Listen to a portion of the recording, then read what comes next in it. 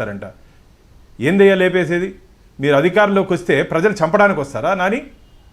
మీరు ప్రజలు ఇస్తే ప్రత్యర్థుల్ని ప్రతిపక్ష పార్టీ నాయకులు చంపేదానికి వస్తారా? మీరు అధికారం ఇస్తే ప్రజలు పాలించేదానికి ఇస్తారయ్యా, మంచి ప్రభుత్వం ఇచ్చేదానికి వస్తారయ్యా, ఆంధ్రప్రదేశ్ని స్వర్ణాంధగా చేసేదానికి ఇస్తారయ్యా, ఇట్లా నరుక్కునేదానికి చీకట్లో లేపేయాలంట, పొద్దున్నే వెళ్ళి అమాయకత్వం ఏం తెలియనట్టు పరామర్శించాలంట, పలకరించాలంట. ఆల్రెడీ గొడ్డలిపోటుని గుండెపోటుగా మార్చాలనుకున్న వాళ్ళ కథ అందరికీ తెలుసు కదన్నా. సొంత ఇంట్లో చెల్లి తల్లి కన్విన్స్ కాలేదే ఈ 5 సంవత్సరాలు నువ్వు చేసినట్టు అరాచకానికి. నీ సొంత ఇంట్లో మీ తల్లి గారు చెల్లి గారు కన్విన్స్ కాలేదు జగన్మోహన్ రెడ్డి గారు. ఇంకా ఆంధ్రప్రదేశ్ రాష్ట్ర ప్రజలు ఏ విధంగా కన్విన్స్ అవుతారనుకుంటున్నారు? మీరు ఈరోజు రాసి పెట్టుకోండి వెంకటకృష్ణ, జగన్మోహన్ రెడ్డి అనే నేను జీవితంలో వేదిక మీద ఎక్కి ప్రమాణం చేసే రోజులు రానే రావు ఆంధ్రప్రదేశ్ రాష్ట్ర చరిత్రలో.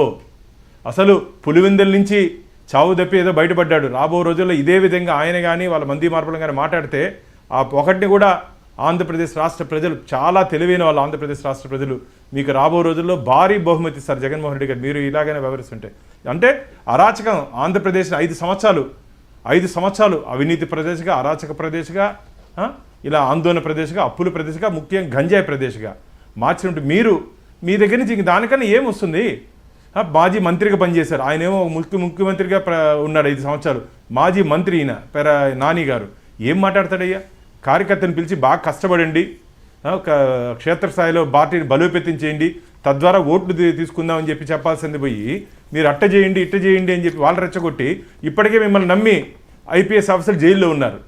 మిమ్మల్ని నమ్మి మిమ్మల్ని భుజాన మోసినందుకు ఆంధ్రప్రదేశ్ రాష్ట్రంలో ఐపీఎస్ ఆఫీసర్లు జైల్లో ఉన్నారు. ఇంకా రాబో రోజుల్లో మీ అందరికీ ఇటు ఎవరెవరు రెచ్చగొడుతున్నారు మీరందరికీ జైల్లే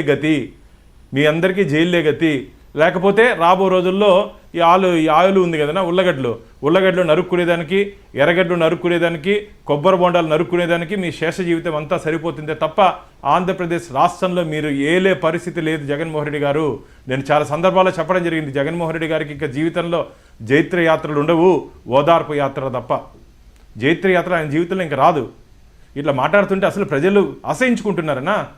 వైసీపీ పార్టీ అంటేనే అసహించుకుంటున్నారు. వారి భాష, వారు మాట్లాడే తీరు ఏది కానీ ఆంధ్రప్రదేశ్ నిజంగానే అలాంటి పరిస్థితి ఉందా? నిజంగానే ప్రజలు అసహించుకుంటున్నారా వీళ్ళు మాట్లాడే భాష? ఇప్పుడు సపోజ్ పేరు నాని ఉన్నారు, ఆయన మాట్లాడే భాష, లేకపోతే మొన్న ప్రసన్న కుమార్ రెడ్డి మాట్లాడింది, అంతకుముందు జగన్మోహన్ రెడ్డి మాట్లాడినవి, గత 5 ఏళ్లలో ఇష్టారాజ్యంగా లేడీస్ మీద మాట్లాడిన మాటలు, భువనేశ్వర్ గారి మీద మాట్లాడిన మాటలు, ఇవన్నీ ప్రజలు అసహించుకుంటారు అనుకోవచ్చా?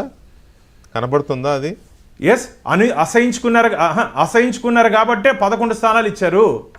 అసహించుకున్నారు కాబట్టి 11 స్థానాలకి పరిమితం అయిపోయారు.